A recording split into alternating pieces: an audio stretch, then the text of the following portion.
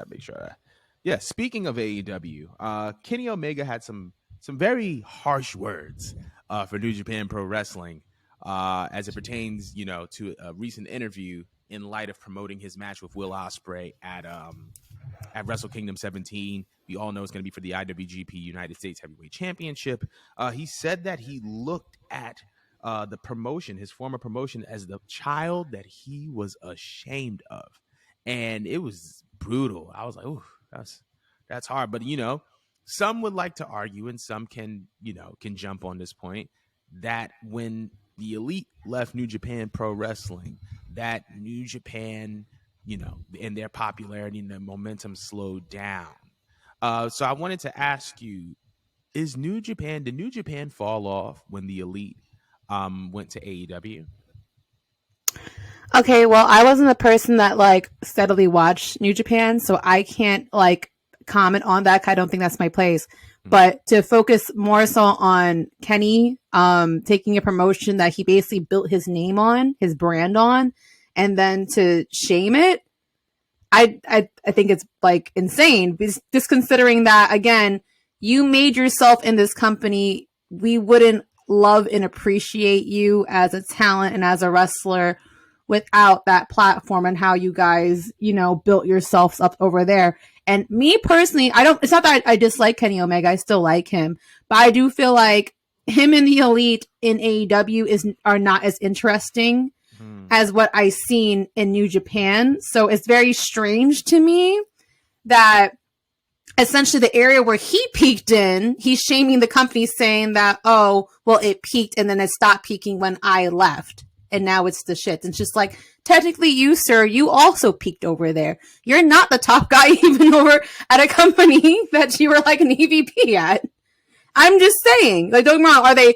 Are they placed on the cards frequently? Yes, but that's not prime Kenny Omega. And I know a lot of Kenny Omega fans that will even agree with this, saying just I want New Japan Kenny Omega.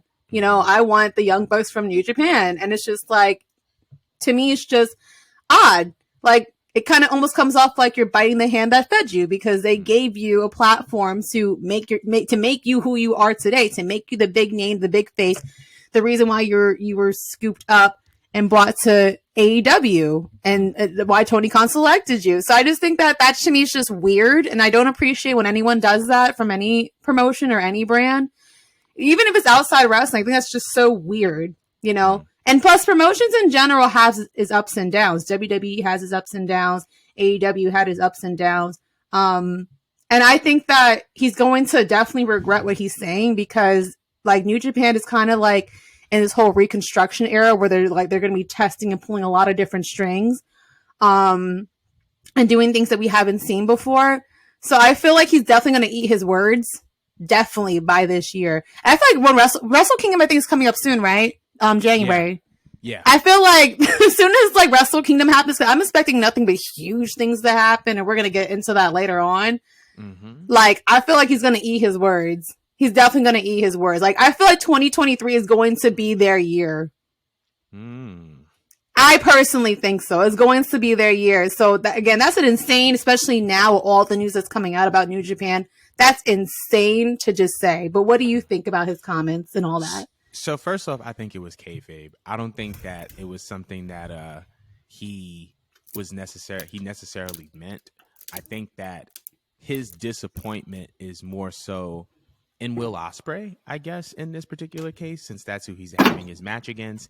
And I feel like because he was trying to put Will in a position where Will would fill his shoes in his spot, and there have been so many different contributing factors as to why New Japan didn't sustain the momentum that it did. I think that because of that, that is this kind of the source of his disappointment, in which I understand.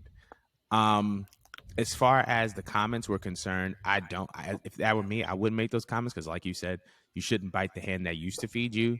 Simultaneously, if we look at the Elite and their popularity and what they've been able to accomplish outside of New Japan, it was everything that at least the audience in the States was following the Elite over. They just were able to take their fans and move it to AEW.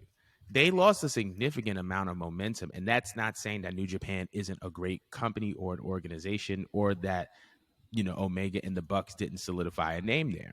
But this is more so about brand value. This is more so about the power of the Kenny Omega brand, the power of the brand of the Elite, because the stuff that they were doing, right? Like they were doing the Being the Elite vlogs, and Kenny was having these banger 5-star matches with Okada, and the Bucks were having these great tag team matches and these great storyline feuds, even before AEW, the whole Cody and one of the Jackson brothers versus Kenny and the other Jackson brother. Like it was good storytelling.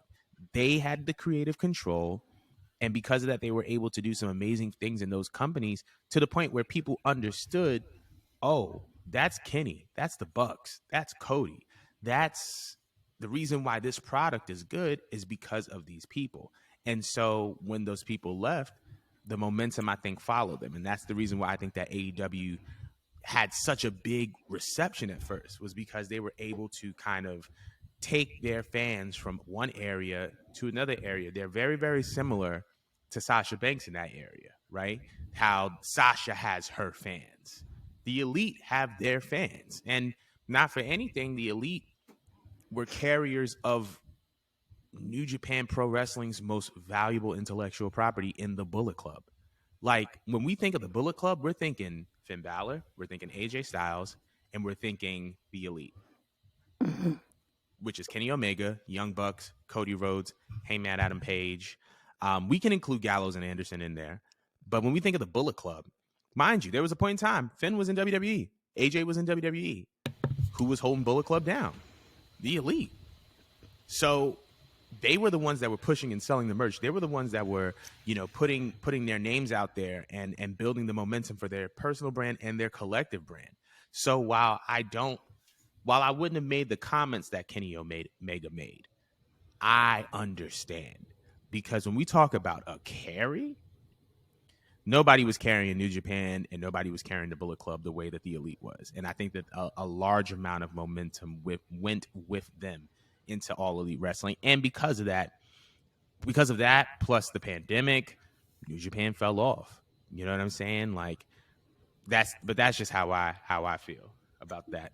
Do you think Will Ospreay's doing a good job though? Will Ospreay's doing the best job that he can, and that's not a disrespect on him, because Will Ospreay's had to face things that Kenny Omega didn't. Will Ospreay had to, obviously with his injuries, with the titles being consolidated, with the pandemic, these were things that Kenny Omega didn't have to worry about. Oh, and the speaking out movement, he got slapped with that too. Yeah, that too. Didn't have that's a whole other thing within itself, right? But like Will Ospreay had to deal with things that Kenny Omega didn't have to. Kenny Omega walked into a system that was already perfected and refined and had structure, and he was able to thrive because he didn't have to worry about things changing at such a rapid point. He could be the greatest IWGP or one of the greatest IWGP Intercontinental Champions of all time, and then step up and be the heavyweight champion. There was a story and a structure already there, but when Will was stepping into his prime, we're going to consolidate the Intercontinental and the heavyweight titles. And that makes a big difference. Then they were like, okay, now you're going to have to go up against Coda. And it's like, okay, go up against Coda. And then you get injured. And it's like, that interrupts the storyline. So he had to deal with things that Kenny didn't. And I think that Will is doing the best job that he can. I feel like in a world where there's no pandemic and there's no title consolidations, I feel like Will Ospreay probably could have been just as big, if not bigger than Kenny Omega, because he has it. He has the athletic ability, the promo skills on the mic. He has a lot of charisma. He's a good leader. And I honestly think United Empire is currently better than the Bullet Club. Like, oh, that's a bold statement. That's a bold statement, but it's facts. Like, Bullet Club is cool, but it's not what it was when it first started. And I think that's just like a natural evolution of things. But yeah, when we look at the way United Empire is going right now, and the titles that they've been able to capture, and the people that they have on the team, like, I like it. I like it a lot, and I think that they're a lot better and they have a lot more momentum than Bullet Club because they're fresher and they're newer. So that's just my take on it. Fair enough. But we're gonna move on because we have another AEW topic. So, it looks like All Elite Wrestling is getting into the live event business.